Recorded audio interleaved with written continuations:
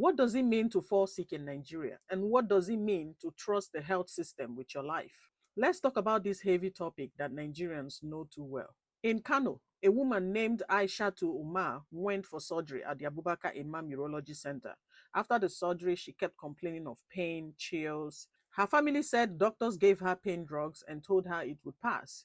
But months later, an x-ray finally revealed a pair of surgical scissors inside her stomach. By the time this mistake was discovered, her body had already suffered damage. She later died, and her family is demanding justice. So the Kano Hospital Management Board confirmed that the scissors were left behind and has suspended the doctors involved. So the whole case shocked the country because it showed how a simple surgical check that should protect a patient was ignored. And then another sad story. A young man in the south lost his twin babies. According to him, the mother delivered at a hospital and was later discharged, only for complications to develop that were not properly managed.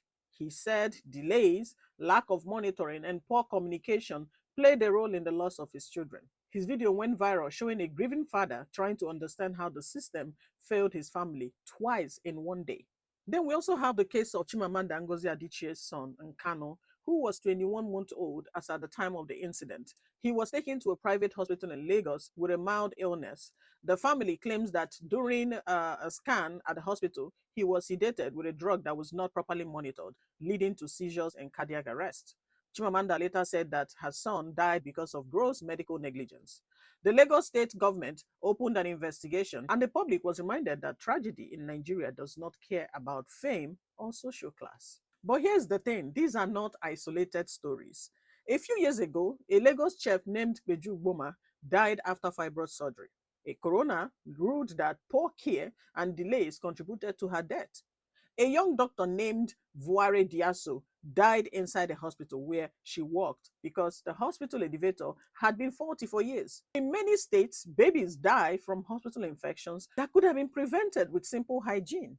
So these stories keep repeating, and every time the country moves on without real reform. So when we put all these cases together, we find a pattern.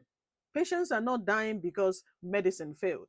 They are dying because the system failed.